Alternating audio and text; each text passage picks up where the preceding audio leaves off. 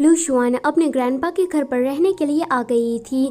तभी ही वहाँ पर जीजिंग की ग्रैंडमा बड़े टशन के साथ आती है। वो कहती है कि मिस्टर लू मेरे काफ़ी अच्छे फ्रेंड थे, तो मैं उन्हें देखने के लिए आया करती हूँ। वैसे मिंगशी तुम यहाँ क्या कर रहे हो? तो लू शुआन कहती है कि मिंगशी को मैंने ही बुलाया ताकि वो मेरी घर की सफाई करने में मदद कर सके। अब से मैं यहीं पर ही रहने वाली हूँ। ग्रैंडमा कहती है कि लू शुआन मैंने ये सुना है कि अब तो तुम यान ग्रुप की एक्टिंग चेयरमैन बन गई हो। ये आइडिया मिंगशी का ही है ना? लेकिन मैं तुम्हें बता दूं कि जीजिंग ने मेरी बिना परमिशन के शेयर को ट्रांसफर करवाया, तो ये इलीगल माना जाएगा। जल्दी से मुझे मेरे शेयर लौटा दो वरना मैं तुम पर केस करूंगी।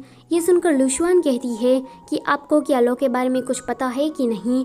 आप ये चाहती है कि जीजिंग जेल चला जाए? जेल की बात सुनकर ग्रैंडमा का तो रवैया एकदम से बदल जाता है। वो कहती है कि जीजिंग को जिया ने सेड्यूस किया, हम दोनों ही उसके विक्टिम हैं। लेकिन अगर मैं जिया को यहाँ पर वापस लाती हूँ तो क्या तुम मेरे शेयर मुझे लौटा दोगी? लू शुआन कहती है कि मुझे घर की सफाई करनी है तो आप यहाँ से जा सकती है। अब यहाँ ग्रैंडमा की तो अच्छी खासी बेइज्जती हो जाती है। दूसरी तरफ जिया अपने घर से भी भाग रही थी तो ग्रैंडमा के कुछ गुंडे आकर उसे पकड़ लेते हैं। यहाँ घर की सफाई हो जाने के बाद मिंगशी लू शुआन का बनाया हुआ खाना खा रहा था, जो कि वो बिल्कुल भी अच्छा नहीं बना था। लू शुआन कहती है कि जरा मुझे भी टेस्ट करने दो, लेकिन मिंगशी उसके हाथ से खाना छीन लेता है एंड इसी छीना झपटी में दोनों क्लोज आ जाते हैं। अब यहाँ पर मिंगशी उसे किस करने वाला था, लेकिन तभी ही लू शुआन के फोन में एक मैसेज आता है। वो कहती है कि जिया ने मुझे अपना लोकेशन क्यों भेजा होगा।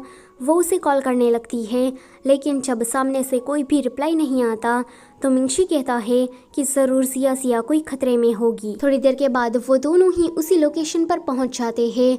जिया की बचाओ बचाओ चिल्लाने की आवाज़ आ रही थी तो लू शुआन तो वहाँ पर भागी हुई जाने वाली थी, लेकिन मिंगशी उसे रोकता है एंड एक बंद कमरे में उसे कहता है कि तुम यहीं पर ही रहना, मैं जिया को लेकर आया। वो गुंडा जिया के पास से थोड़ी देर के लिए दूर होता है तो मिंगशी उसके पास जाकर उसे छुड़ाने लगता है, लेकिन तभी ही वो गुंडा वहाँ पर आ जाता है। मिंगशी और वो गुंडा जब लड़ रहे थे तभी ही जिया पीछे से उस गुंडे पर वार कर देती है एंड उसके बाद मिंगशी के साथ वहाँ से भाग रही थी। लेकिन तभी ही मिंगशी को याद आता है कि उसे तो लू शुआन को लेकर भी जाना है। जब मिंगशी लू शुआन के पास आता है तो वो अंधेरे के कारण बेहोश हो गई थी। अब उसकी आंखें सीधा हॉस्पिटल में ही खुलती है। वो उसे पूछती है कि मैं यहाँ पर कैसे आई। मिंगशी उसे कहता है कि डॉक्टर ने कहा कि तुम्हें क्लास्ट्रोफोबिया है, तुम अंधेरे के कारण डर गई एंड वहीं पर ही बेहोश हो गई थी, तो मैं यहाँ पर तुम्हें लेकर आया। लू शुआन उसे पूछती है कि जिया कहाँ पर है, तो वो कहता है कि सामने वाले कमरे में। लू शुआन जब जिया के पास जाती है तो जिया उसे कहती है कि मैंने उसे सच में प्यार किया था एंड मैं प्रेग्नेंट भी हो गई, लेकिन जब मुझे पता लगा कि वो लोग मुझे यूज़ कर रहे हैं तो बदले में मैंने उसके पास से 10 मिलियन मांग लिए, लेकिन मैंने उन रुपयों में से एक पैसे को भी टच नहीं किया। लू शुआन कहती है कि इसे छोड़ो, पहले तुम ये बताओ कि आज तो हमने तुम्हें बचा लिया, लेकिन हम लोग तुम्हें कब तक बचा पाएंगे। ये वाला सीन यहीं पर ही कट होता है। अगले सीन में हम देखते हैं कि न्यूज़ में बताया जा रहा था कि यान ग्रुप के चेयरमैन जीजिंग ने पैसों में घोटाला किया है। ये न्यूज़ हॉस्पिटल में ग्रैंडमा भी देख रही थी। उसे तो ये देखकर हार्ट अटैक ही आ जाता है एंड ये वाला हार्ट अटैक उसका लास्ट हार्ट अटैक था, क्योंकि उसके बाद ग्रैंडमा मर जाती है। ग्रैंडमा की मौत पर जीजिंग को तो एक बड़ा सा झटका लगता है। जब वो कंपनी वापस आता है तो उसे पता लगता है कि इन्हें अब चेयरमैन बन गई है एंड जीजिंग उसे तो कंपनी से निकाल दिया गया है। तभी ही लू शुआन जीजिंग को एक और बड़ा झटका देने के लिए आती है। वो उसे कहती है कि तुम जल्दी से मुझे डिवोर्स दे दो। जीजिंग उसे डिवोर्स देने से मना कर देता है एंड हमेशा की तरह उसे झूठी माफ़ी मांगने लगता है। तो युवान कहता है कि लू शुआन पहले तुम्हारी वाइफ थी, इसलिए उसने तुम्हें आसानी से बख्श दिया है, लेकिन अगर मेरे बॉस को गुस्सा आया ना तो तुम्हारे लिए चीज़ें और भी ज़्यादा बदतर हो जाएगी एंड शुक्र मनाओ कि हमने तुम पर कोई केस नहीं किया है। ये कहकर वो सभी लोग वहाँ से चले जाते हैं। जीजिंग अपनी ऑफिस में अकेला बैठा था। रात में उसके पास इन्हें आती है।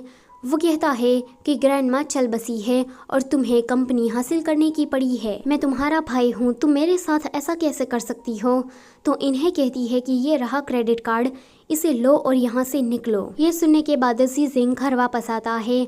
उसने काफ़ी सारी ड्रिंक कर ली हुई थी एंड उसे अब सारी पुरानी बातें याद आ रही थी कि कैसे लू शुआन हर वक्त उसका साथ देती थी। बचपन में भी लू शुआन ने उसे कहा था कि वो उसके साथ शादी करना चाहती है एंड वो उसे प्रोटेक्ट करे। लू शुआन ग्रैंडपा से भी हमेशा ये कहती रहती थी कि वो यान ग्रुप की मदद करे ताकि जीजिंग को भी थोड़ा अच्छा लगे। इन सारी बातों को सोचकर जीजिंग को पछतावा होता है। दूसरी तरफ युवान और लीनान दोनों ही इन्हें की मदद कर रहे थे।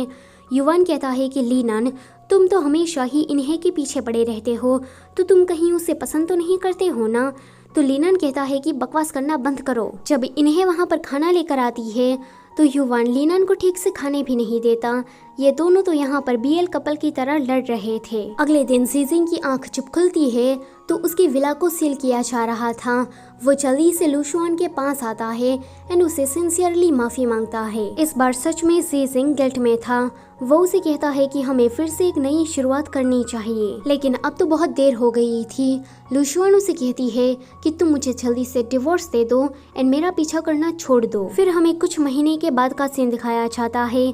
मिंगशी का जो वो एआई वाला प्रोजेक्ट था उसकी आज लॉन्चिंग सेरेमनी थी। इन्हें मिंगशी और लू शुआन दोनों को स्टेज पर बुलाती है ताकि वो दोनों उसकी प्रोडक्ट का फर्स्ट लुक सभी को दिखा सके। यहाँ पर मिंगशी लू शुआन को एक गिफ्ट देता है तो सभी लोग शॉकिंग साउंड देने लगते हैं। मिंगशी कहता है कि आज लू शुआन का बर्थडे है। ये सुनकर सभी लोग उसे हैप्पी बर्थडे विश करने लगते हैं। जब सेरेमनी खत्म हो जाती है एंड ये लोग वापस आ रहे थे तो मिंगशी ने लू शुआन के लिए और एक बड़ा सरप्राइज प्लान करके रखा था। फिर पार्टी शुरू हो जाती है।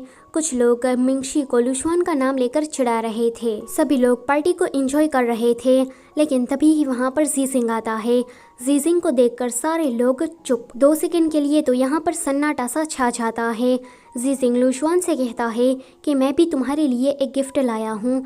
वो गिफ्ट के तौर पर उसे डिवोर्स पेपर पर साइन करके देता है एंड उसकी वेडिंग रिंग भी उसे लौटा देता है। फिर वो सभी लोगों से कहता है कि माफ करना कि मैंने तुम्हारी पार्टी इंटरप्ट कर दी। ये कहकर वो जाने लगता है। लू शुआन सोचती है कि इस बार सच में जीजिंग पछतावे में था। कहानी के एंड में हमें बताया जाता है कि जीजिंग को 10 सालों की जेल और 1 मिलियन जुर्माने की सजा होती है और जिया उसे 15 सालों की जेल एंड 3 लाख युआन का फाइन लगता है। इसी के साथ ही ये ड्रामा यहीं पर ही खत्म होता है। जब मैं शुरुआत में इस ड्रामा को देख रही थी तो मुझे लगा था कि लू शुआन कोई बहुत बड़ा बदला लेगी, लेकिन यहाँ पर लास्ट में तो कारमा ने ही अपना काम कर दिया। वीडियो होती है यहीं पर ही खत्म। वीडियो अच्छी लगी है तो लाइक, शेयर और चैनल को सब्सक्राइब किए बिना मत जाना। Thank you for watching.